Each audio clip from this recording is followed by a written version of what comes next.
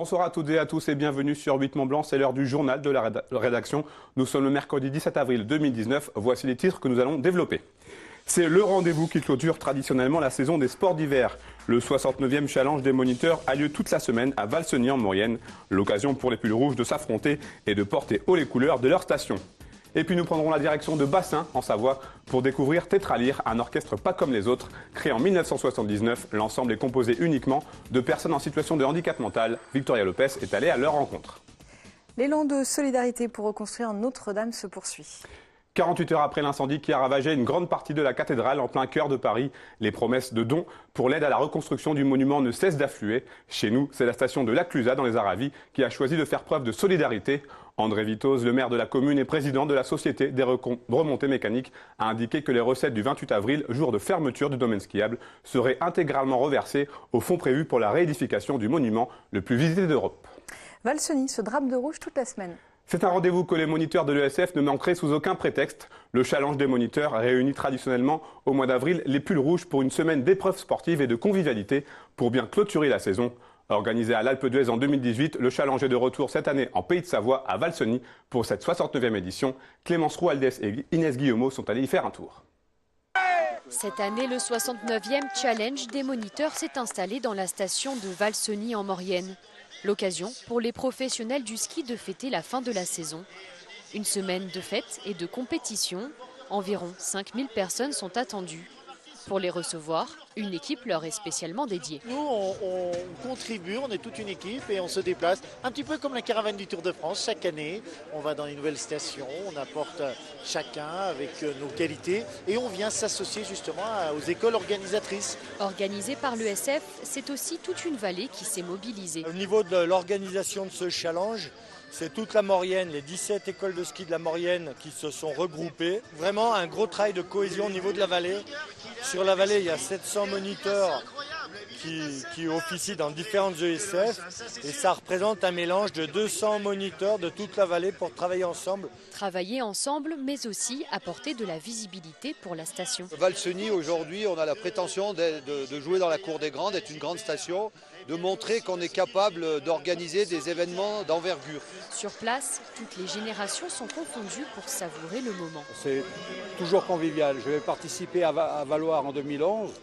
C'était bien, mais je trouve qu'on a fait aussi fort qu'eux. Le but, c'est d'être festif et de vouloir faire la fête avec tous les moniteurs et se régaler. Particularité de cette journée, les moniteurs pyrénéens sont à l'honneur.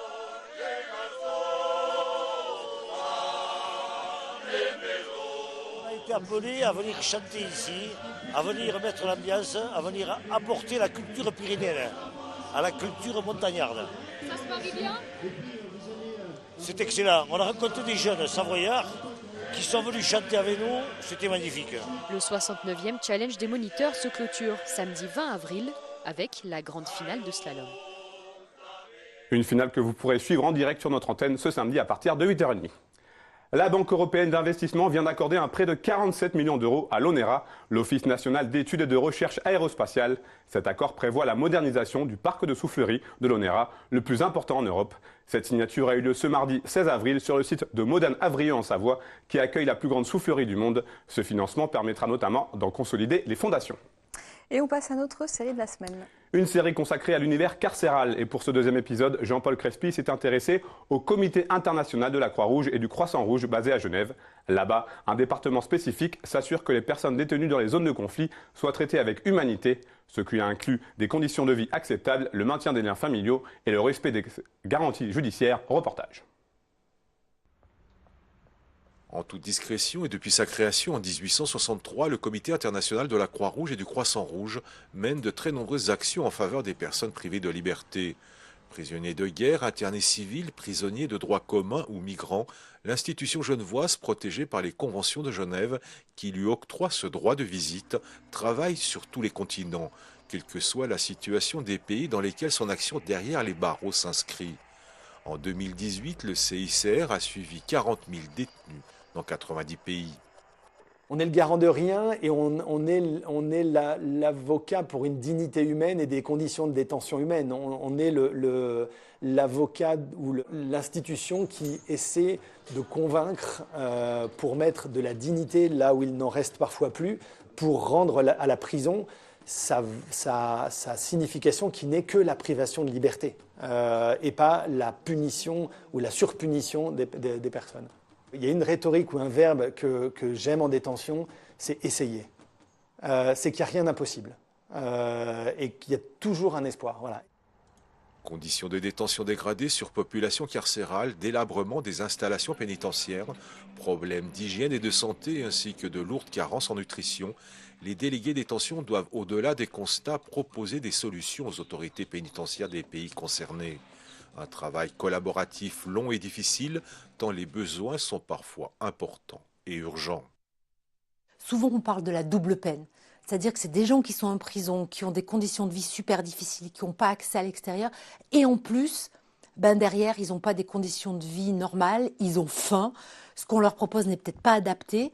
Et quand moi, je vais intervenir, ou que l'équipe de nutritionnistes, qu'on est aujourd'hui au CICR, à peu près une vingtaine de personnes, on vient pour ramener un support, amener du réconfort, essayer de comprendre quels sont leurs problèmes et plaidoyer pour eux, pour que la situation s'améliore, parce que ce n'est pas une vie d'humain, quelles que soient les exactions qu'on a pu commettre, d'être interné dans ces conditions-là.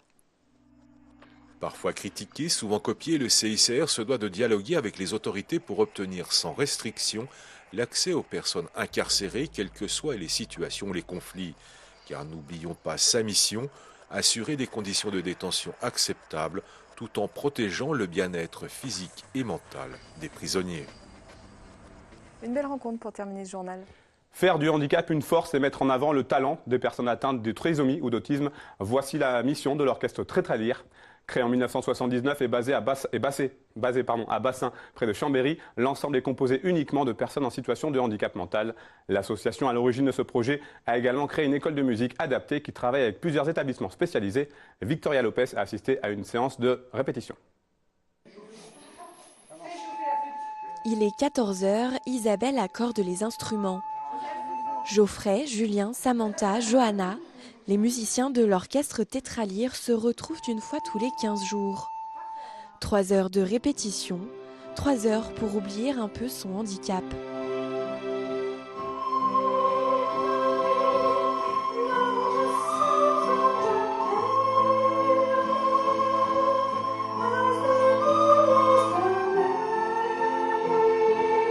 En tant que musicienne professionnelle, au départ, il faut s'habituer à enseigner un peu différemment, on va dire ça.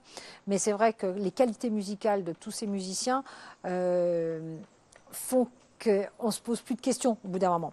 Le répertoire est très varié, leurs qualités musicales séparément sont tellement importantes et leur qualité humaine aussi, que musicalement on arrive aujourd'hui à faire quelque chose d'extraordinaire en concert. Créé il y a 35 ans à l'Institut médico-éducatif de Challes-les-Eaux, l'orchestre est aujourd'hui composé d'une 40aine de musiciens. En 2000, Isabelle Herlin en est devenue la directrice musicale. Même si, dans mon cadre à moi, la musique n'a pas de but thérapeutique, au moins elle en a les effets. Et c'est vrai qu'on se rend compte que les musiciens ont une vie sociale, sortent plus facilement, s'adaptent très facilement du coup à toutes les situations. Et aujourd'hui, on se rend compte que par le biais de la musique, mais comme par le biais aussi d'une activité sportive, on peut amener justement tous ces jeunes gens à avoir une vie à l'extérieur qui soit complètement adaptée à notre vie à nous.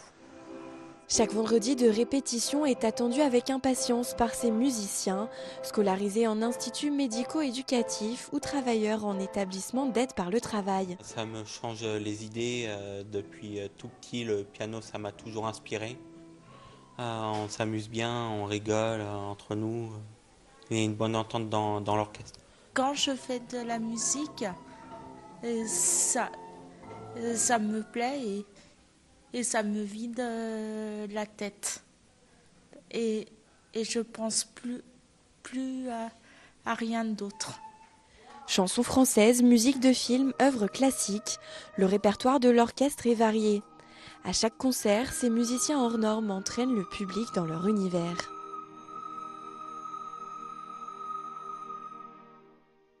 La directrice musicale de l'orchestre Tétralyre, Isabelle Herlin, sera sur le plateau d'Accès Direct ce jeudi. L'occasion pour elle de revenir sur son travail auprès de ses musiciens.